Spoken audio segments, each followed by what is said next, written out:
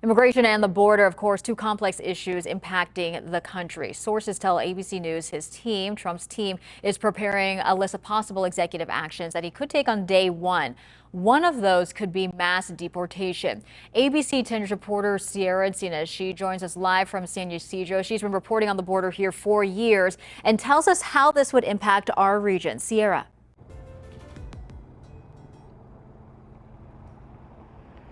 Good morning, Mel. Under President-elect Donald Trump's first term and under the Biden administration, we have seen hundreds of thousands of migrants enter the United States, both legally and illegally. Over the past 4 years, we saw that number soar to record highs, impacting local cities like our own here in San Diego. I've watched over the past 3 years as it led to lines full of asylum seekers at the port of entry, encampments full of adults and children in some of the remote parts of San Diego County, waiting sometimes days for Border Patrol agents to pick them up and take them to processing centers.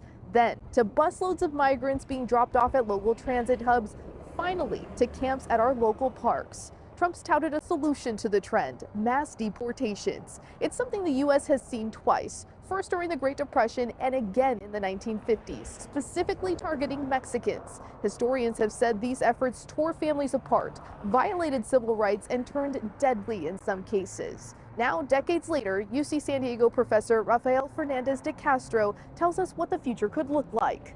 If he will start deporting people at the speed he's saying he will do, it will really damage the U.S. economy. And I believe we will have a lot of broken families in the U.S. and it will create a lot of problems for the U.S. social fabrics.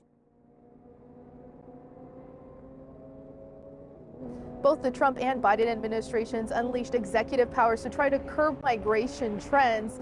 President-elect Trump hasn't given specifics on how he plans to execute mass deportations, but he has mentioned using local law enforcement to try to help out with that. For now, in San Ysidro, Sierra Encinas, ABC 10 News.